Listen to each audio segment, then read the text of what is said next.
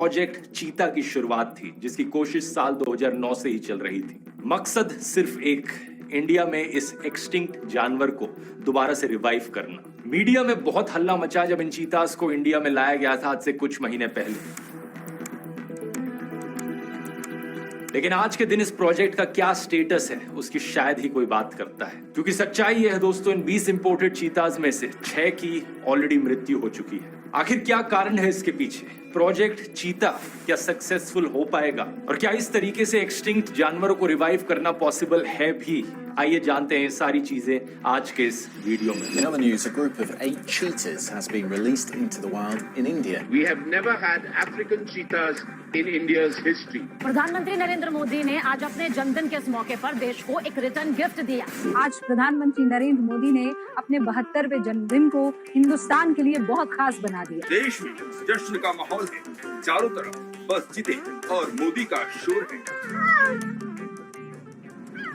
चीता, जो इस जानवर का इंग्लिश नाम है, आता है एक संस्कृत शब्द चित्रक से, जिसका मतलब होता है द स्पॉटेड वन, कोई ऐसा जिस पर दाग या धब्बे लगे हों। क्योंकि चीता का पूरा शरीर इन काले निशानों से भरा हुआ है। साइंटिस्ट का अनुमान है कि आज से करीब 80 लाख साल पहले से ये जानवर धरती पर घूम रहे हैं। एक समय पर अफ्रीका और एशिया में ये भारी संख्या में पाए जाते थे। यही कारण है कि भोपाल और गांधीनगर जैसी जगहों में गुफाओं में पेंटिंग्स मिली हैं जो चीता को दर्शाती हैं, जो कि आज से 10,000 साल पुरानी है। इनसे हमें पता लगता है कि एक जमाने में चीता यहाँ भी रहा करते थे। लेकिन अनफॉर्चुनेटली आज के दिन Ceriaxyl Advanced with 5% stamoxidine for denser hair in 6 weeks. Shop now.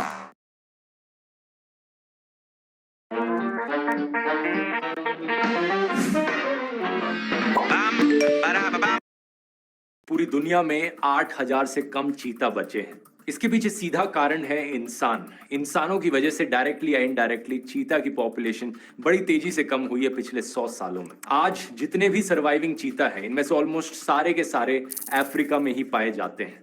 Asia में सितंबर 2022 से पहले चीता की संख्या सिर्फ 12 के करीब थी। 12,000 नहीं, 1200 भी नहीं, सिर्फ 12। और ये सारे 12 चीता ईरान देश के पास मौजूद थे। मैं इसलिए कह रहा हूं क्योंकि सितंबर 2022 के बाद इंडिया के पास भी नए 20 चीता आ गए। दिव्य भानु सिंह, जो बॉम्बे नेचुरल हिस्ट्री सोसाइटी के वाइस प्रेसिडेंट रह चुके हैं, अपनी किताब the end of trail the चीता इन इंडिया में बताते हैं कि एक समय पर मुगल शहंशाह अकबर 1000 से ज्यादा चीतास के मालिक थे और अपनी पूरी जिंदगी में उन्होंने 9000 से ज्यादा चीतास पाल रखे थे। सोचकर देखो कितनी भरपूर संख्या देखने को मिलती थी इस जानवर की इंडिया में एक समय पर। अकबर का रूल खत्म होता है साल 1605 में और करीब 300 साल बाद इंडियन गवर्नमेंट चीता को ऑफिशियली एक्सटिंक्ट घोषित कर देती है साल 1952 में।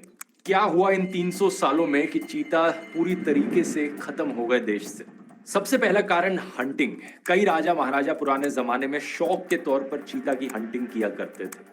साल 1800 और 1950 के बीच में करीब 127 चीता को कैप्चर किया गया, मारा गया या फोटोग्राफ किया गया। साल 1800 से इसे बड़े स्केल पर किया जाने लग चुका था।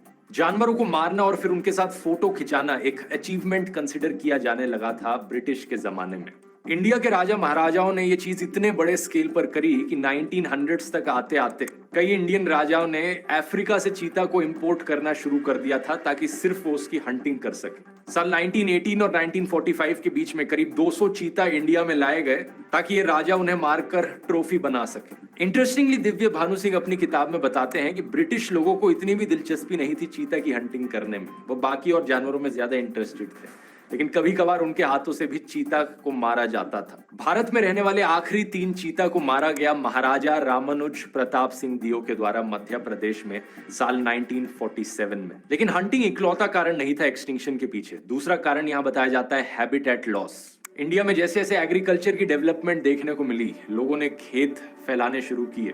चीता के रहने के लिए जो ग्रासलैंड्स थे वो धीरे धीरे छोटे होते रहे। एक चीता को करीब 100 स्क्वायर किलोमीटर की जगह चाहिए होती है घूमने और रहने के लिए। तो जब इनके रहने के लिए जगह नहीं बची तो पॉपुलेशन अपने आप घटने लगी। मजबूरन इनके बीच इन ब्रीडिंग देखने को मिली, जो एक और कारण बन गई एक्सटिंक्शन का। साल 1952 में जब इंडियन गवर्नमेंट ने चीता को एक्सटिंक्ट डिक्लेयर किया, तभी से ही चीता रीपॉपुलेशन की बात छिड़ने लग गई थी। सबसे पहला मेंशन इसका किया गया हमारी पहली वाइल्ड लाइफ बोर्ड मीटिंग में मैसूर में।